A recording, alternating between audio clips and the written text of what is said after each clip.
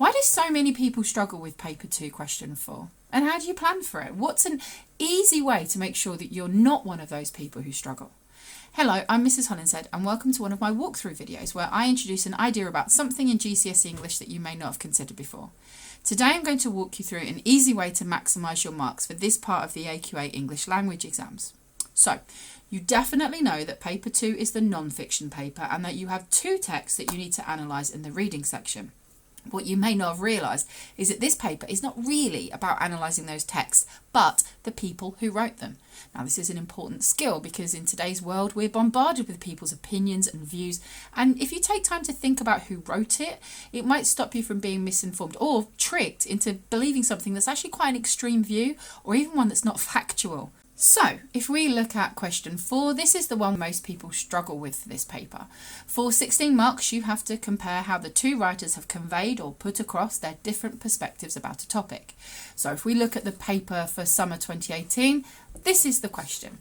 Now, you will have to plan for this question, and if you don't qualify for extra time, you're looking at spending 20 minutes on this one. So, try to spend 5 minutes just organising your thoughts before you write. And this is where I'm going to give you the tip to make it easier. Don't go straight for the text looking for the quotations. Instead, look at this bit. You can't use this part for quotations, but if you're looking at the perspective or point of view of the writer, this part has been given to you by the examiner, and it will usually have all of the information you need about that person. Let me show you. We look at the type of writing. So this is an autobiography. So it's going to be a collection of memories. And he's trying to give an insight into important decisions in his life. So straight away we know that if he's writing about surfing, it's important. This is going to be a moment that he's reflected on, and he'll be explaining something in the past that might have changed. And he's a professional surfer. So if he's writing this, it's going to be an explanation of why he became a surfer. So his perspective is going to be that surfing is not just good or positive, but of something that he actually does. He's going to be writing this for people who've picked up that book precisely because he's a surfer. So they'll know a bit about it.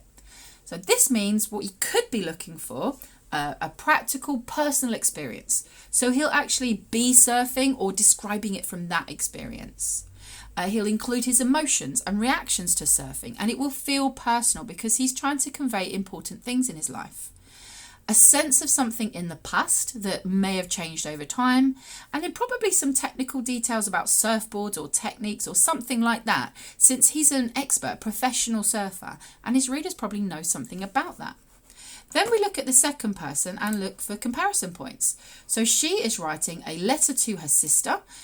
So this is for an audience of 1, a person that she loves. And she is just sharing her experience and what she's seen. And this will be recent for her.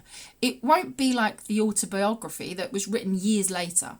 She's an explorer, so she's looking at things that are new to her. And it also tells us here that surfing is completely unknown in Britain, where she comes from, says she's a British explorer, and from where her sister probably is. So she's not going to be as knowledgeable as our professional surfer in source A. That's a comparison. So what this means we're looking for in this text is an idea that this is a recent event in her life. She's an explorer, so she's likely to be observing it rather than taking part.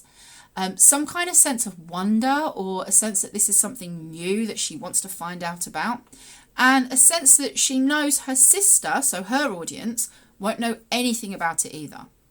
So those are my ideas. Now it's over to you. So at the end of this video, I want you to finish the planning. See if you can find any evidence that supports these ideas about the writers. Now remember, you won't need to prove all of these ideas, just the ideas that are different for the 2 writers. So if you find something about him actually surfing or her just watching, try to be relatively quick so that you have time to actually write. So just underline the quotations, the ideas right on the page, and maybe number them on each text so you can easily match them up.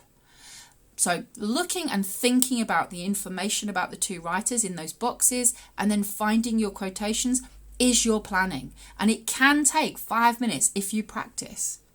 So that's it. I hope you found something valuable here. As always, if you did, please subscribe and hit the bell on my Instagram profile or my channel page to be notified of my next video.